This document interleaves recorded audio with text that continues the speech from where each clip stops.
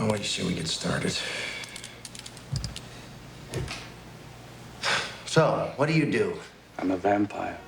I think one of the genius qualities to the film is that Neil Jordan was so bold in pursuing that theme, that they are really evil.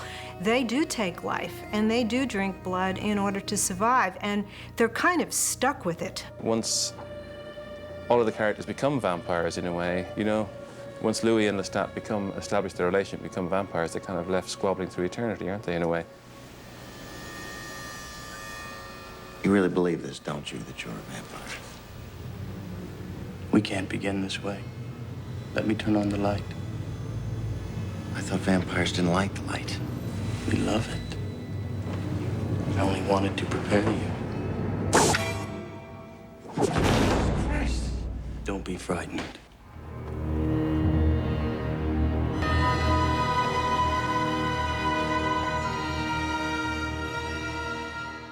I was sitting one night in my office at home in Berkeley. I was completely unpublished and unknown, and it occurred to me, what if you could interview a vampire? What if you could get that vampire to sit down and tell you what being a vampire was like? What if he would tell you everything? What it was like to drink blood, whether or not he suffered a swoon when he drank blood, what it was like to be immortal. I just decided it would be fun to do it. So I wrote a short story called Interview with a Vampire, and I kept it for about 2 years. And then I pulled it out while I was working on a collection of short stories, and I started to work on it, and it just took off. How can I put you at ease? Shall we begin like David Copperfield? I am born, I grew up. Or shall we begin when I was born to darkness, as I call it? That's really where we should start, don't you think? I'm flesh and blood, but not human. I haven't been human for 200 years. I was sent a copy of the book by David Geffen just after I'd done The Crying Game, and of the script, Anne Rice's script, and I was flying to Paris, and he asked me to read it on the way, which I did, and I was instantly intrigued, you know, totally. I'd heard about the project for years because it had such a reputation, you know. They'd been trying to make it for about 20 years, I think, didn't they?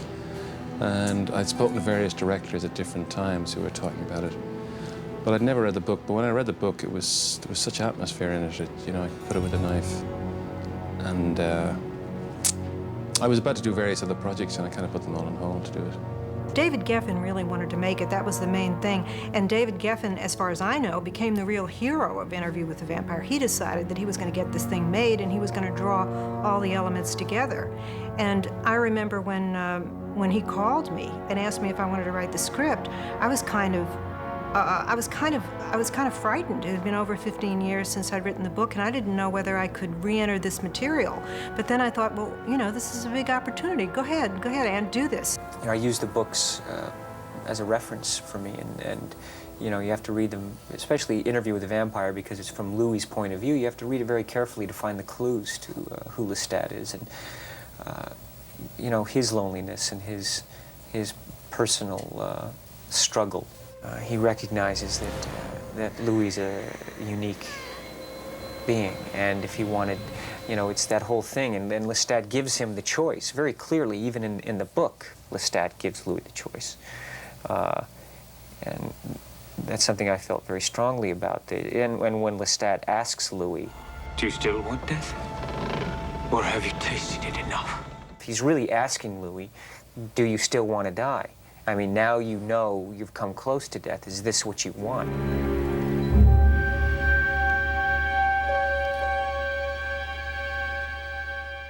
Tom is a really great actor, you know, he really is, and he's been growing in stature through the movies he's making, you know, and but just look at his work in The Born on the 4th of July and you kind of know that, you know, and he's got this unique thing, like he can hold the absolute center of the screen and of your attention, you know, without just effortlessly, and that's what being a star is. But when you got a star actually who's got this energy and a talent, it is kind of mesmeric, you know. Whiny coward of a vampire who prowls the night killing rats and poodles. You could have finished us both. You condemn me to hell. I don't know any hell. I'd never met Tom. I went out to his house to see him, and I was instantly kind of, you know, this guy is really good feeling. You know that feeling you get every now and then in your life?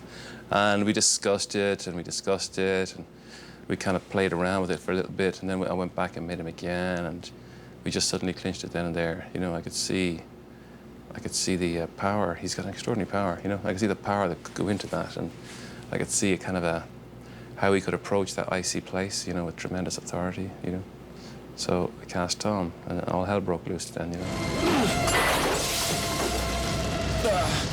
Yeah! Perfect! Perfect! Just burn the place, burn everything we own! Have us living in a field like cattle! You thought you could have it all. Oh, shut up, Louis! As an actor, it's very challenging because you have to really root this character in an emotional reality so that you're not caught playing attitudes, you know, that it's real and that it comes from real emotion and a strong foundation of who this guy is. My philosopher, my martyr, never take you in my... Oh, yes! This calls for a celebration. I always thought it'd be wonderful to have, you know, to show Lestat's sense of humor because he is such a bright character. I mean, you live that long, you've read every book, you know, you can play any instrument you wish to play. My feeling, having cast both Brad and Tom, was basically that in a strange way, the world of a vampire is not that different from the world of a massive Hollywood star, yeah? You know what I mean? You're kept from the, you're kind of kept from the daylight, you know, from the harsh daylight. You live in a strange kind of seclusion, you know? Every time you emerge, tremendous kind of ripple runs through people, you know? And the effects these characters had, the way Anne described them in the book, was like that. Lestat would enter a room and kind of an invisible stone had dropped into a pool kind of thing, you know what I mean? And to me, it was like, it was kind of an interesting metaphor, you know, the kind of star as vampire and vampire star, you know? And as well as that, they are eternally youthful, or they're condemned to be eternally youthful in a way, you know? And it was, there was a kind of a little dance going on in my mind in that regard, you know, as I was making the movie as well. I thought that Tom captured Lestat perfectly. He got the incredible strength of Lestat. He got the sense of humor of Lestat. He got the boldness of Lestat. I'm overusing the word boldness, but I mean, Lestat really is just a strident, powerful personality. Not quite furioso. Moderato. Cantabile, perhaps. How could it be? Ask the alligator. His blood helped. Then on the diet of the blood of snakes, toads, and all the putrid life of the Mississippi. Slowly, Lestat became something like himself again. Claudia, you've been a very, very naughty little girl.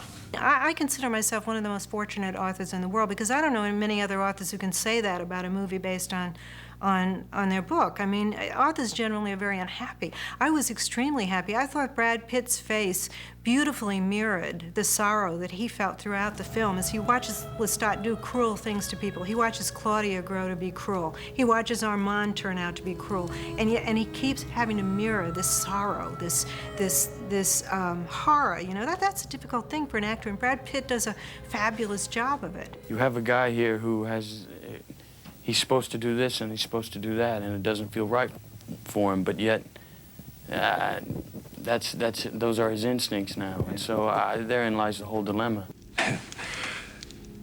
The world changes. We do not. Therein lies the irony that finally kills us. I need you to make contact with this age. Me? Don't you see? I'm not the spirit of any age.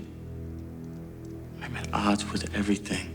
I always have been. And then, of course, you get to Armand, you get to Antonio Banderas, who walks into the movie, and he's, suddenly, he takes over the stage. So I thought they were all wonderful. We were talking pretty much about what is the life of a guy who may be able to live that amount of time. And if you start thinking about it, you have to recreate a whole entire world around you. And it was very, very difficult. We went for a specific, but I remember talking to Neil Jordan, talking to Brad Pitt about Hollywood as a perfect place for vampires. Because if vampires are buying immortality, Hollywood's a perfect place where people wants to buy immortality, where everybody has so much to lose that they would like to live forever, and they would love to live forever young. Then Antonio came on board, then I was discussing Santiago, and he had to have this malevolence that belonged to a sense of Parisian theatre, and I discussed it with Stephen, and he discussed it, he kind of talked about the Comédie Française, and he talked about he'd almost be like Joel Grey in Cabaret, this kind of master of ceremonies in this decadent kind of Parisian theatre, and it just seemed right, My way of approaching Santiago was not so much as a vampire, but as an actor. He's an actor, Santiago, and he's an actor in Paris. So I got myself some tapes of the Comédie Française and listened to their delivery, which is quite unlike a naturalistic delivery. It's a very heightened theatrical delivery. I listened to that and worked on that for a while, so that I could become like a period French actor. Hark! Methinks a mortal doth approach. What have we here? What beauty by my side? A rose in bloom, a shrinking violet. Perhaps she has a mind to be my bride. Perhaps my lesson has not ended yet. Then you get to Kirsten Dunst, and she does this incredible transformation from a child before your eyes.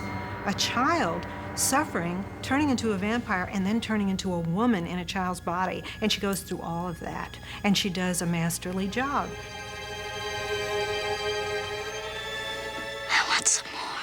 Since I was so young, I could never really understand the pain Claudia was going through, so I had to do different things that would make it look like, I knew what I was, I knew what I was saying to a certain extent, but I could never imagine, what she was really going through at that age. Which one of you did it? Which one of you did it? Which one of you made me the way I am? What you are? A vampire gone insane that pollutes its own bed. And if I cut my hair again? It will grow back again. But it wasn't always so. I had a mother once, and Louis, he had a wife. He was mortal, the same as she, and so was I. Claudia! You made us what we are, didn't you? Stop her, Louis. Did you do it to me?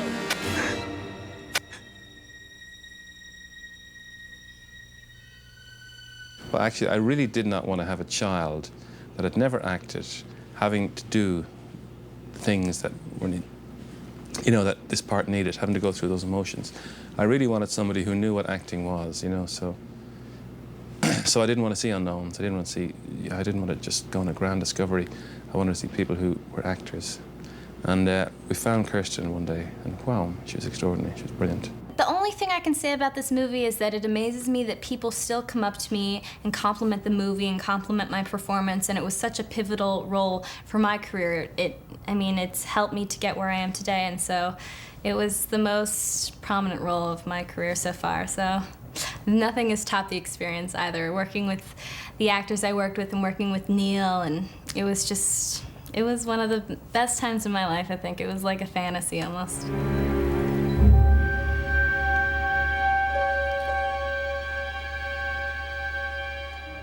One lesson you taught me. Never drink from the dead. Louis? Put me in my coffin. Put me in my coffin. I'll put you in your coffin! Through conversations with Neil, and part of the conversations we had when I was in Dublin, and going through how the sequence could work, was the concept of that literally all of his life would drain away, that he would shrivel and come down to that of the look of almost a corpse, almost of an Auschwitz victim, someone dying possibly of AIDS, where their life has been drained away from them. Key to this working as an effect would be the performance of Lestat dying. And key to this effect working was that although, what people don't realize is that once Lestat is on the ground, and his throat is cut, and he is literally dying, and that camera is pushing in, it is no longer a Tom Cruise in this movie. At that point, it's a robot. And that was going to be the big shot, you know. But it ended up being fairly seamless, and no one really noticed it all that much, you know, like we had hoped they would, and because it was just too subtle. Which is the way we liked it. Neil and I started to develop this sort of thing of that any effect that would actually be in there should not really be noticed outwardly. It might be a subliminal thing. You might catch it, you might not. And we started to attack all the other scenes that way, that everything that you saw there was actually very, very simple looking, even though it might be very complex to do. He loved the ideas that we were dealing with. He loved the fact that we'd be dealing with effects that actually would be almost invisible, you know? And oddly enough, kind of guaranteed he wouldn't be nominated because people wouldn't notice them. They wouldn't know what was effect or what was design, that kind of thing, you know, but he actually loved the subtlety of what we were doing.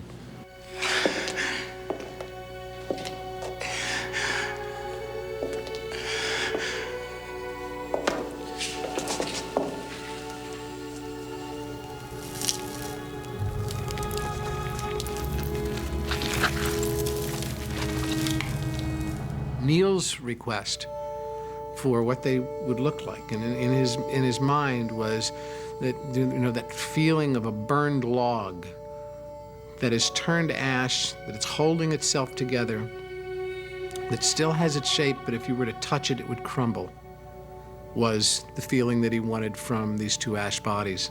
And so the first step was to create that visual element. What do these two characters look like burned up? All in one shape before they've fallen apart. And that became a sculpture. It became this incredibly amazing ashen sculpture. That's the first step, always the first step. The art is the first step. The art always wins. We never go to the technology before we take care of the art. We took Stan's design and then we cut it apart in a bunch of different pieces, wired it all together, with motion control, and just basically start pulling the wires so that the arm would fall off and the hand would fall off and this would go in a very specific pattern, added a bunch of 50 elements of dust and things breaking apart. And when you look at it, it looks kind of like what you'd imagine if you touched something that was all basically burned to a crisp, like an ash on a cigarette. It would just, fall apart that way. And we spent a long time, like a month or 2 months working solid on the shot to try to make it look like you didn't do anything, you just built it, like Stan built it.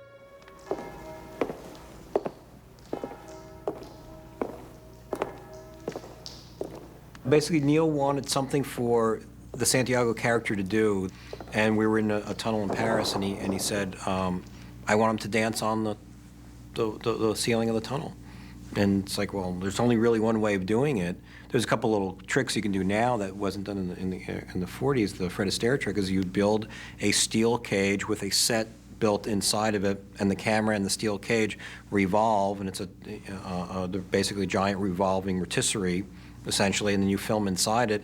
And the real trick is the actor or the dancers. Anyway, Fred Astaire did it so well is that he could dance and hide the feeling that the gravity is now shifting seamlessly, so you couldn't tell when it actually turned. And that's what Stephen Ray had to do, who's not necessarily a dancer, and we had a choreographer do it.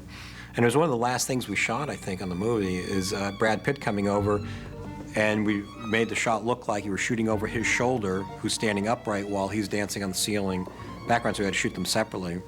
And that was the last bit, and Neil saw the take he liked, which was take 23, if I remember correctly.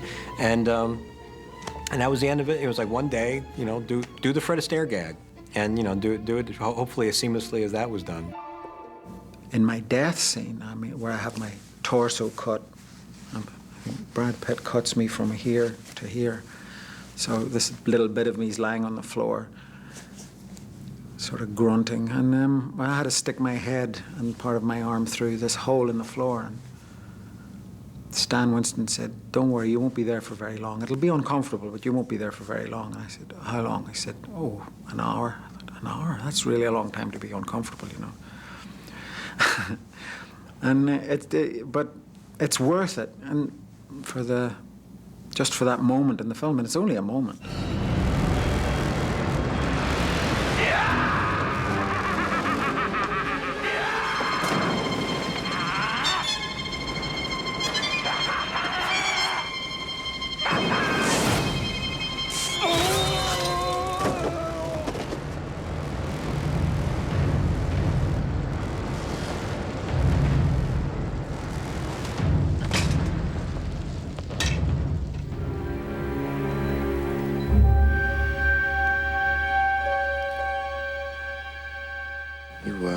You said you found nothing? Peasant rumors, superstitions about garlic, crosses, the old stake in the heart. But one of our kind, not a whisper. So there are no vampires in Transylvania, no Count Dracula? Fictions, my friend. The vulgar fictions of a demented Irishman.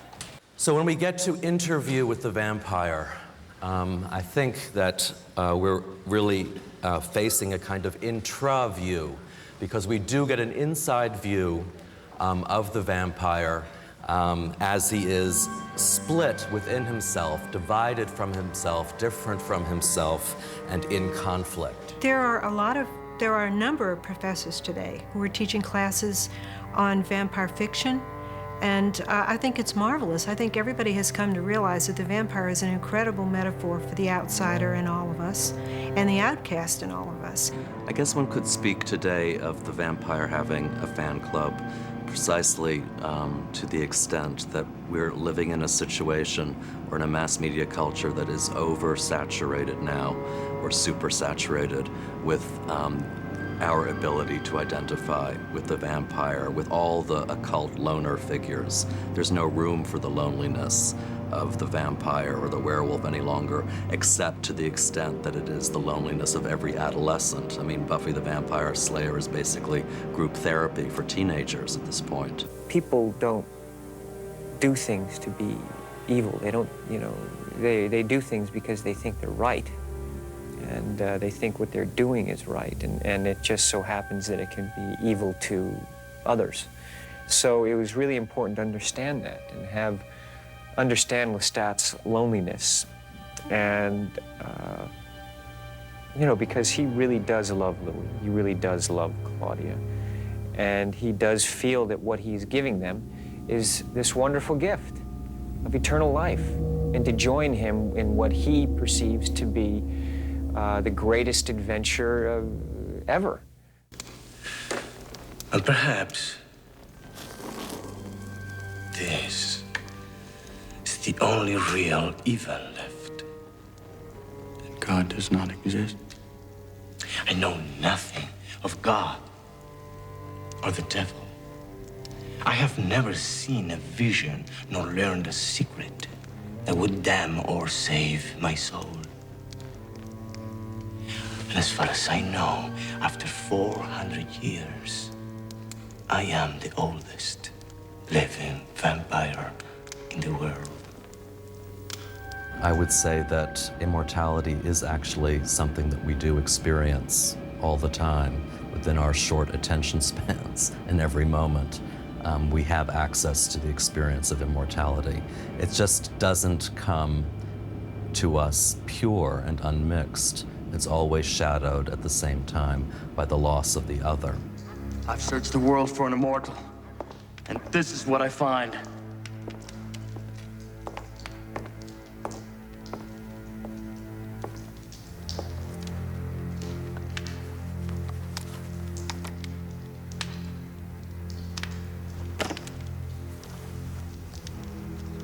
Bring the petite beauty with you. No one will harm you. I won't allow it. Apparently there were theaters in Paris in the late 1800s that did have horror shows for mass audiences, or big audiences, but I didn't know that when I wrote in the book that there was a theater of the vampires. The idea just popped into my head. It was another one of those things. I was sitting there just writing away, and I thought, okay, Louis is in Paris, he's looking for the vampires. What if there's a whole theater of them, you know, theater of the vampires, and they're pretending to be human beings, pretending to be vampires on the stage? How clever. I just wrote it. But there was a theater of Grand Guignol in Paris that opened in the late 19th century. It really was the first horror establishment. It sort of was the rehearsal of horror movies in many ways. And it continued all the way up to World War II, I believe. Grand Guignol was to do with blood and cruelty and the enaction of horrific events on stage, like people having their eyes taken out and disemboweled and all this stuff, you know. It's like spectacle of kind of pain and misery.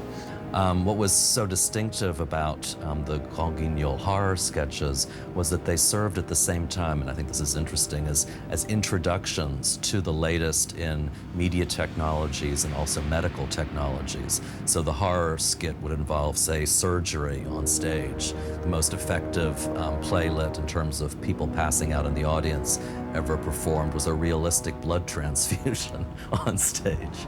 And another thing, to give an example of media technologies, there was something called, in fact, the telephone, where a man on stage simply listened on the phone to his wife and kids being murdered at the other end of the line.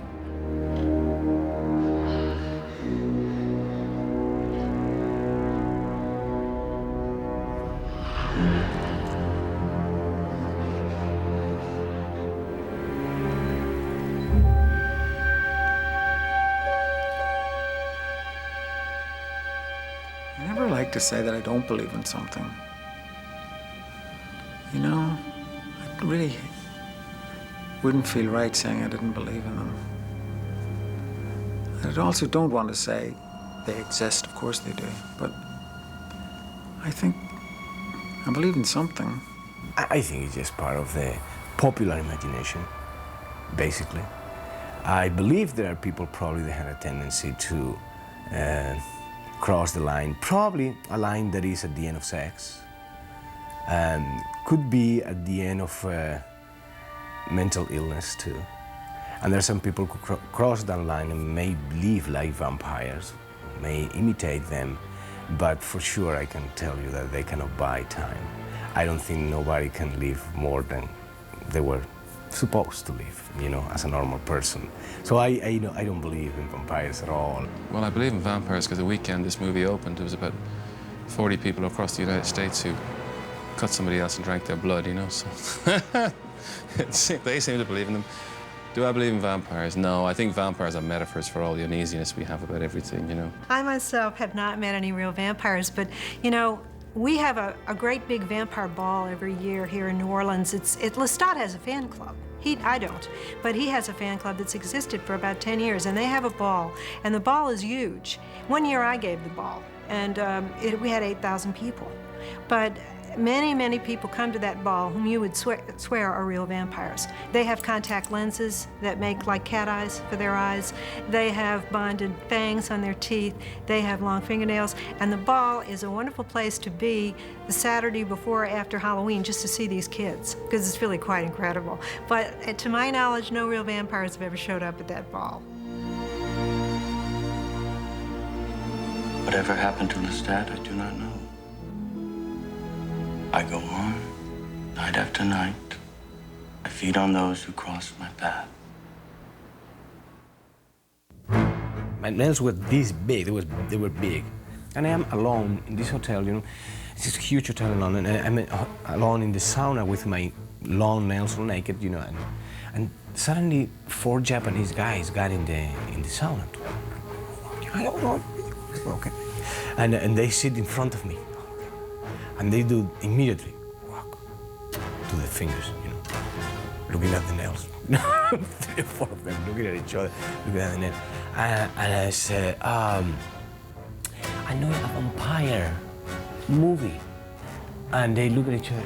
Vampire, yeah, vampire. Vampire? Yeah, all right. And they stood up and left.